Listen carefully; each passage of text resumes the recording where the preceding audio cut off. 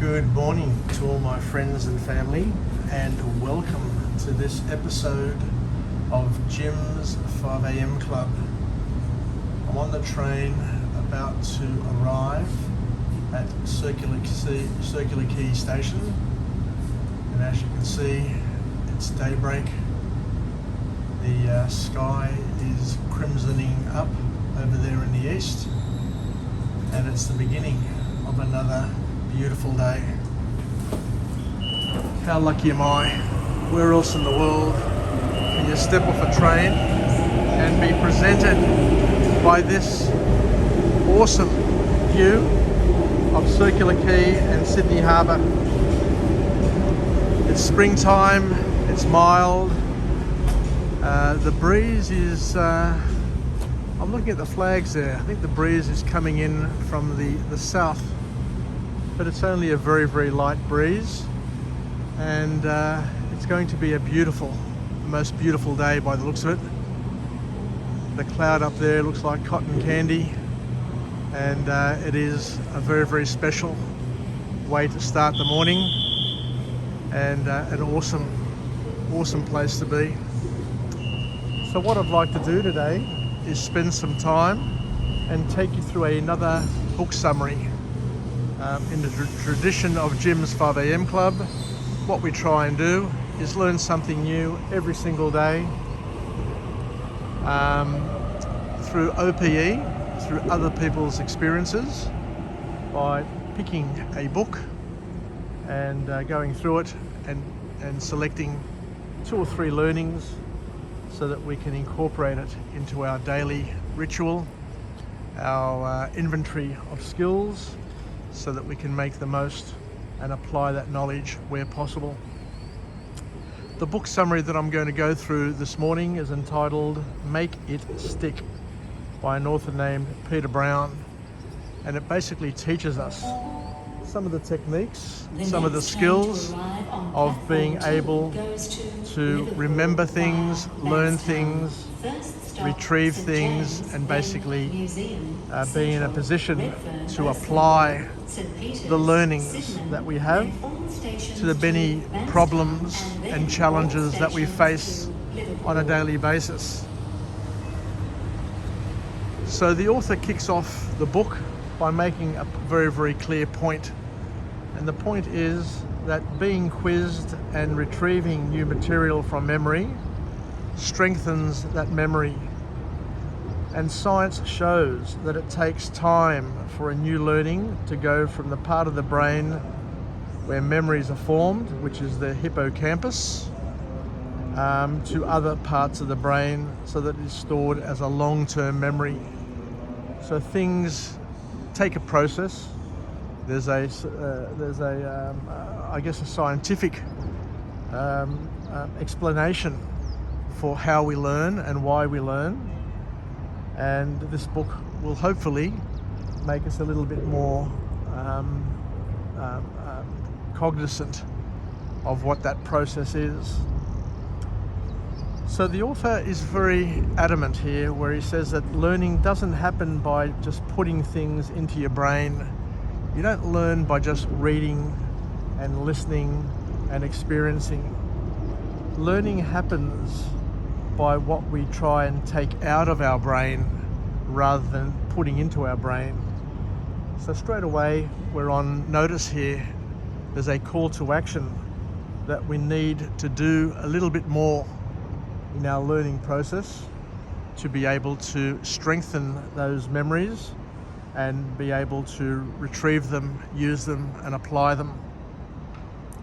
So in terms of the steps to learning, the author says that learning starts with storing, and storing is a short-term episode where the things that we learn, the things that we do, are stored in the hippocampus part of our brain.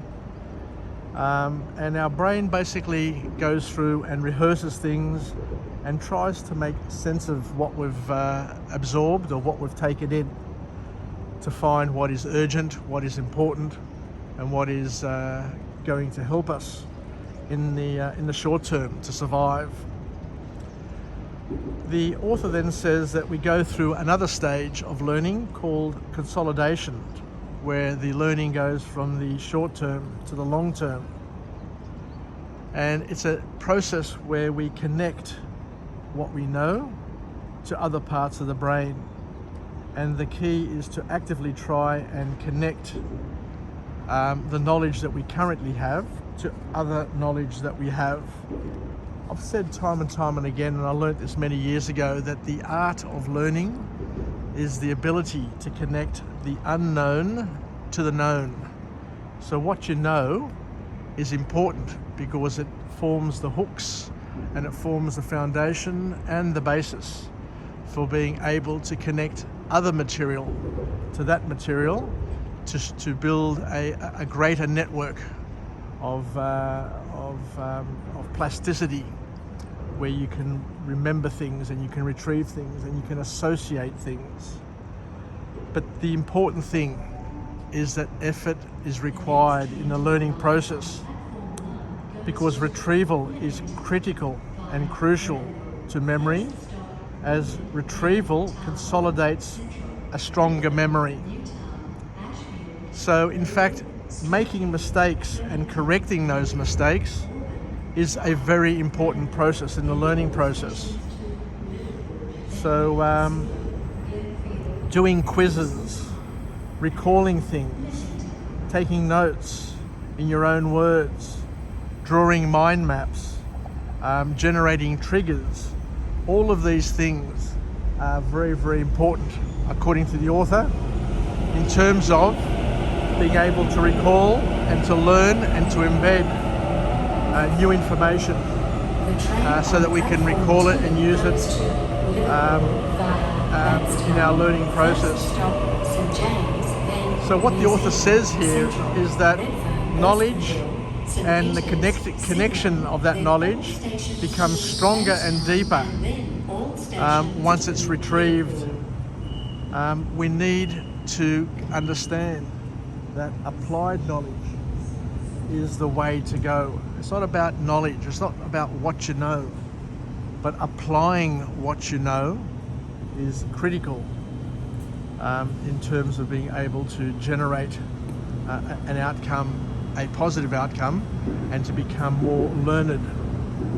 So you basically need to do something with what you've basically learnt. And the author goes through and talks about ways of practicing to make learning more effective. And they said that mixed practice is more productive than steady or practice where you know what's going to come. And they had an example of baseball training, where in the batting practice, the athletes would know that there'd be 15 curve balls and 15 straight balls and 15 dipping balls coming their way, and they would just practice hitting those one after the other. And then they had another group which went through and practiced, and they didn't know which sort of ball was going to come towards them. So they basically had to anticipate and prepare for the ball was coming to them and make a split second decision. But they found that the group that had the mixed practice, that didn't really know and had to adapt and had to put themselves under pressure, basically enabled them to become better batsmen. And I remember too, when I was doing my karate over the years, and we'd learn self-defense techniques. During the grading, the sensei would give you different numbers to respond to, and it was much, much harder to be able to think on your feet and respond instantaneously in a mixed practice environment.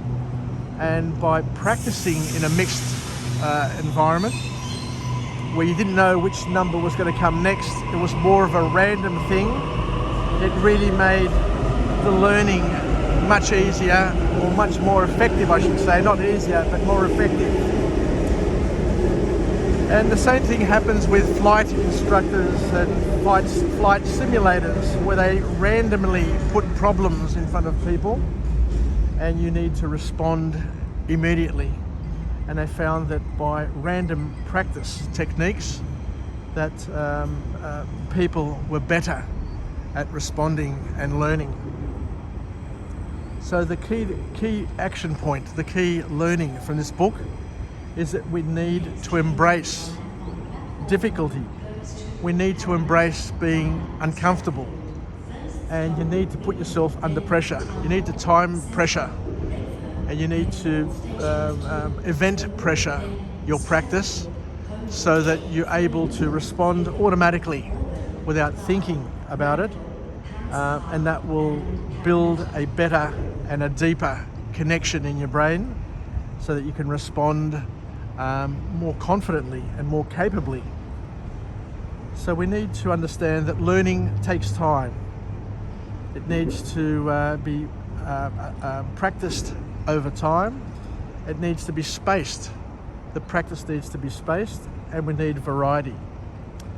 We need anchors, we need cues in order to store the data, the information, the learning, the insight into our brain, and we need to retrieve it, but that retrieval needs to be done with effort.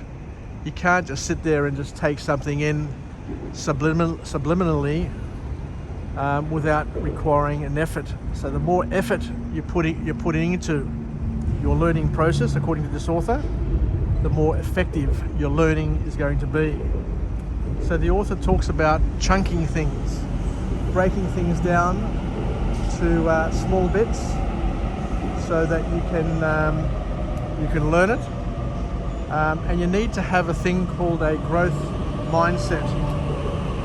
The train on platform 2. So I'll just pop on the train here, so I need to get into work at Mascot.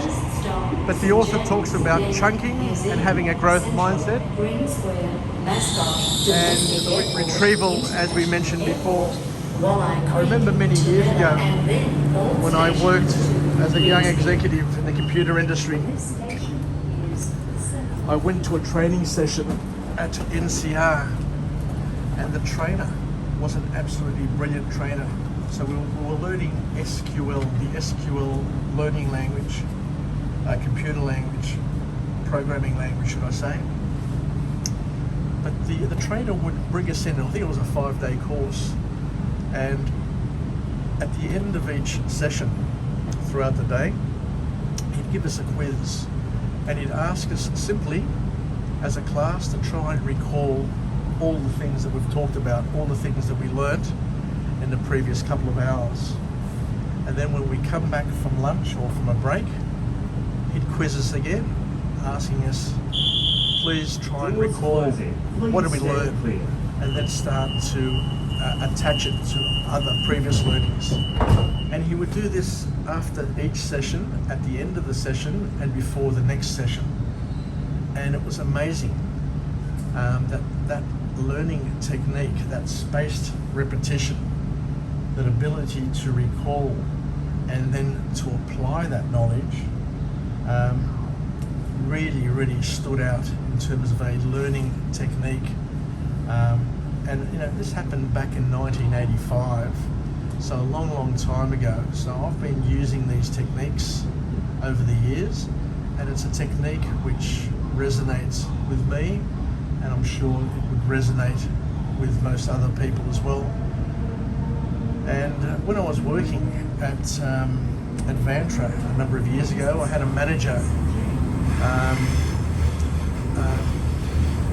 who was really effective. Like, his English skills weren't all that strong.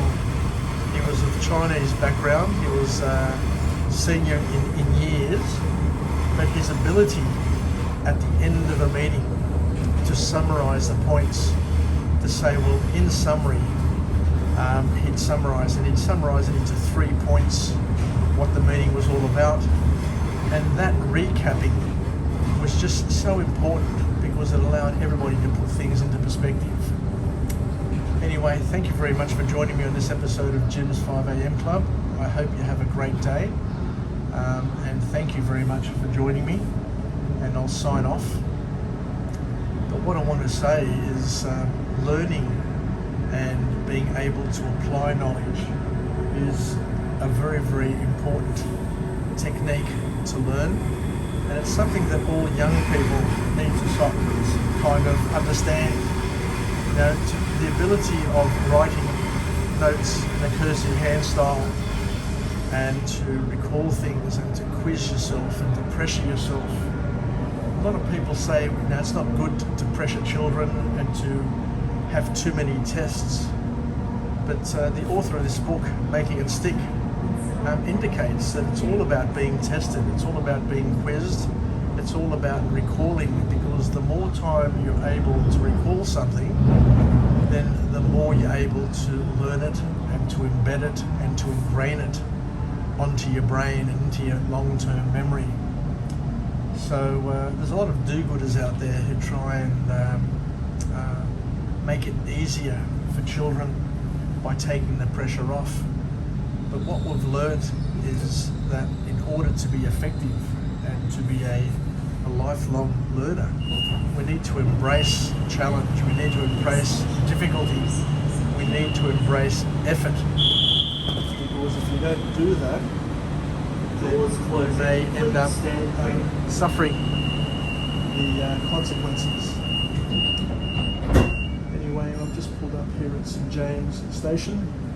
We're heading towards Central and towards Mascot, and we'll chat again. So thank you very much for joining me, and I look forward to coming to you from a different location with a different message, a message of empowerment, where we can live, learn and pass it on, and we can take morsels of OPE, other people's experiences, and apply it to our learnings, to our skills inventory, so that we can take and add, compare and contrast and live a more fulfilled life by being able to be more worldly in our views, rather than depending on our own experiences to incorporate other people's experiences, so that we don't have to